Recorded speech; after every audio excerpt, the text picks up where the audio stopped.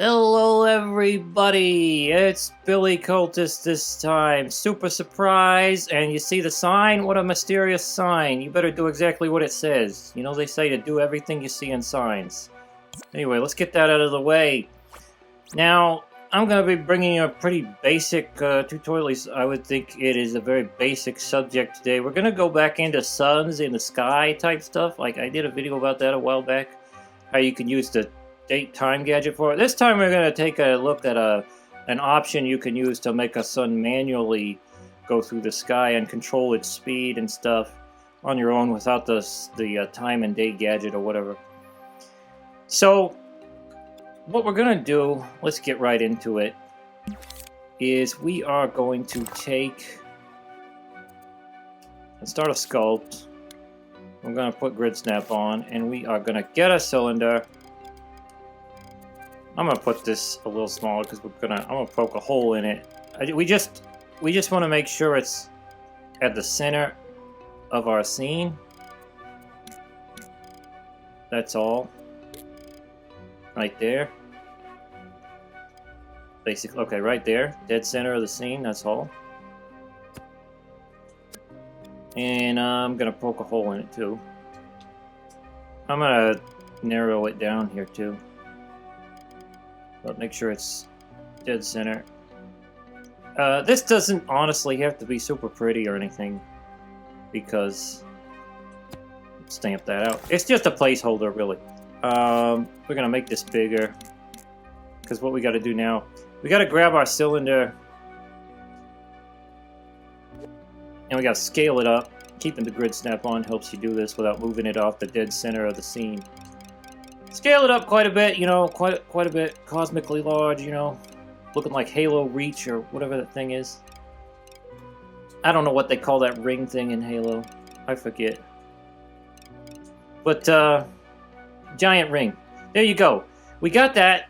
Nice. So, now what we're going to do, let's get the grid snap off for just a second. We're going to put a fake sun on that sucker. But before we do that, I'll go into the physics. We don't need collidability on, and this stuff we can turn off real quick. Clean house. Paint mode. Let's start a painting. Let's get our little fleck. I like to do stamp fleck, surface snap. This is going to be our sun, visually speaking. And it's going to go way out there. We're going to have to size it up quite a bit before you can see it, because that's quite a distance away. Anyway, pop. There we go. It's out there. Now you don't have to use a painting for this. You could do this with a sculpt if you prefer to use a sculpt. Brighten it up. It's the sun. I'm going to put emit light never, and just, you don't need it to emit real light, really. The actual sunlight is going to be coming from a sun sky gadget later, but got that done. Now what we want to do is we want to group those two things together. Make sure they're in the same group. There they are. Okay. That's important. Okay, so what's next? Okay, we're going to turn our grid snap back on. We're going to start to see exactly why I put a giant cylinder out there. We'll get a rotator, brick rotator. Now, we don't actually need to have the rotator anywhere specific. You could just stamp this thing out here. But when we get it stamped out there, we're going to open its tweaks. We're going to go to its output.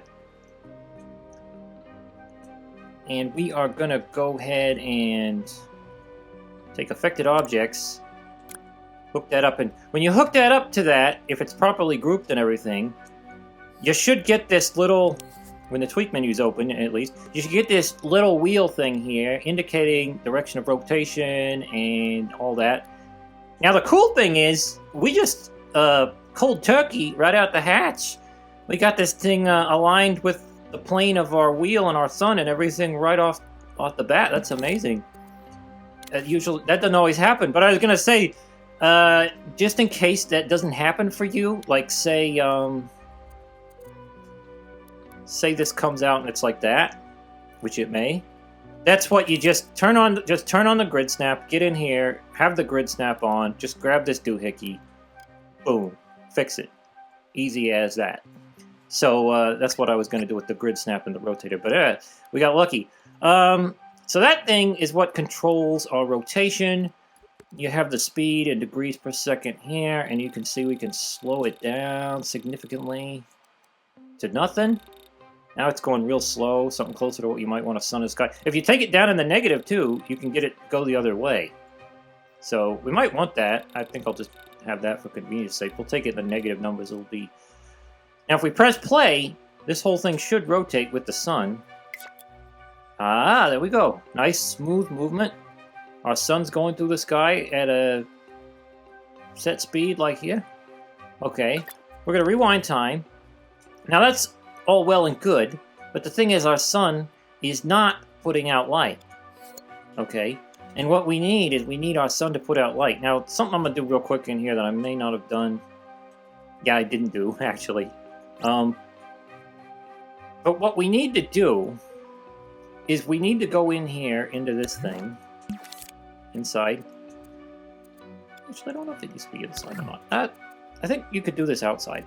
But what we're going to do now is we're going to get a tag. I'm going to scale it up, and I'm holding down L1 so that it surface snaps. We're going to put that tag about right on the sun there. So what this tag's going to do... Let's see here. Just put that down. It doesn't have to be absolutely perfect, but we'll see what this tag's going to do. This tag's going to help us direct our actual sunlight source. We need to get in here, though. I'm going to get into this object. I did forget to turn cast shadows. Never. We don't want it to cast any shadows. Otherwise, it's going to be blocking the real sunlight. Now, what we're going to do is pretty important. Adding in the actual sun sky gadget. Now, I'm going to get this in here, but this is important. Pay heed. You're going to want grid snap on. And you're going to want to put this thing right smack at the dead center of the scene. Otherwise, if you're a perfectionist, and you want this thing, all things lined up, you know, smack on target, it's not going to line up when we do the next step. If you don't put it direct at the center of the scene, I would use the grid snap. It'll get it right there. So once we got this thing right there, center of the scene, like I said, we're going to open this up. And what we need is we need this sun, which actually casts, you know, real sunlight, to be pointed at all times at this tag.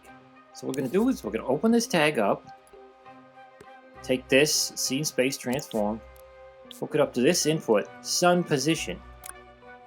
And as you see, now it's dead on target with our fake sun. Also, we're going to turn off sun visible on our sky sun.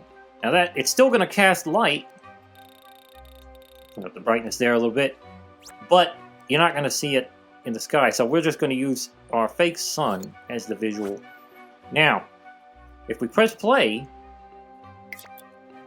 you'll see this follows that tag.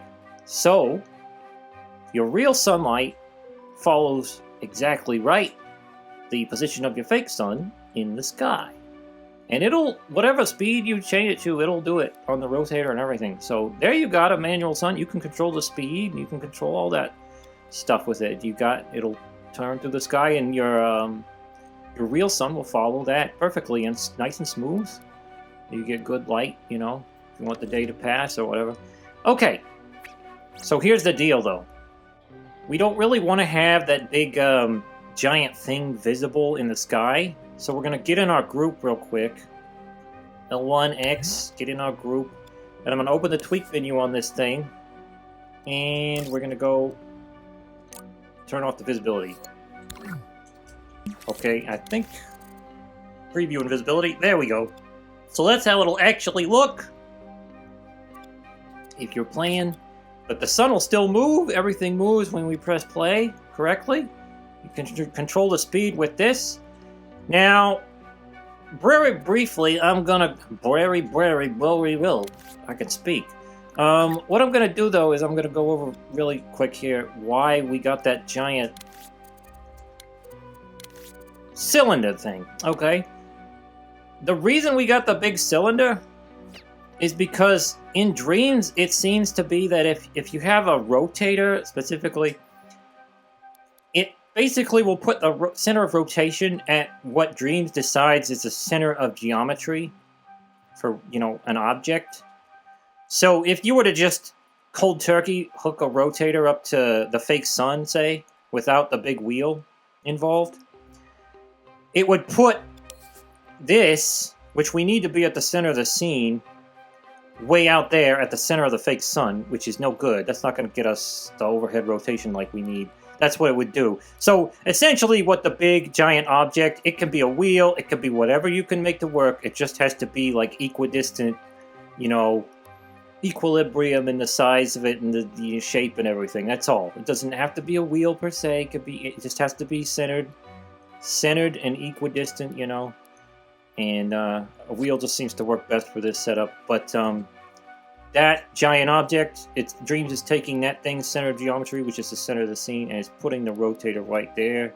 So that's why we got the big fake wheel in this case. That's the only reason, really. Other than that, you don't need it to be visible. You don't need it to be high def, collidable, whatever. It's just there so that we have a center of rotation for our fake sun. But basically, that's about it for this method. There's another method, a third method, which at some time in the future I may show you, that I would choose as my go-to method, honestly, for a sun in the sky. I'm probably going to if I ever do a time cycle thing. But I'll show you that method someday. I don't know when. Yeah, I hope this was kind of helpful. Again, this is kind of really, really basic compared to, you know, it's not a really complex thing to deal with, but maybe it was helpful, I hope. We really, Jimmy was going to try to get out something about grappling this time around, but he's tried like 5 or 6 times to get the grapple thing to work. Every time he thinks he's got it fixed, we make a video, and then near the end of it, it breaks down, and we have to scrap the whole video and go back and start from scratch trying to figure out what went wrong, and it's been going that way in cycles quite a bit. So here I am with this, but hopefully this was sort of helpful to someone, maybe, hopefully. We're going to show now the credits of those who support us on the coffee. There they go. And if you want to get in those credits, you can go, link in the description, leads to the coffee. You can become a Cultist Neophyte, and you get your name in the credits. We also have the Cultist Acolyte, where you get your name in the credits, and you get early access to the videos. Ooh. We also still have, there's one-time donation on there if you don't want to become a member. Anything like that, anything long-term, that's fine. You can one-time donate. We appreciate all that. But yeah, like and subscribe to us if you did enjoy this and find this helpful. And you could leave comments if you have suggestions for other videos, or, you know, some kind of thing, like some kind of idea about how to do something better, maybe, or something like that. You know, we look at all that stuff and we take it into consideration. We might not always 100% agree with it or want to do it, you know, but we do take a look at the very least and take it into consideration, and we appreciate it. A lot of our viewers do give us very good ideas. Shout out to all of you. You know who you are. For videos on subjects, you know, because we sometimes forget, you know, what people, you know, have and have not seen, or what they, you know, we don't know what you want to see, and sometimes we forget what we've, you know, not done. We run out of ideas, so it helps to give us that. But anyway, I hope this was helpful again. Until next time, bye-bye.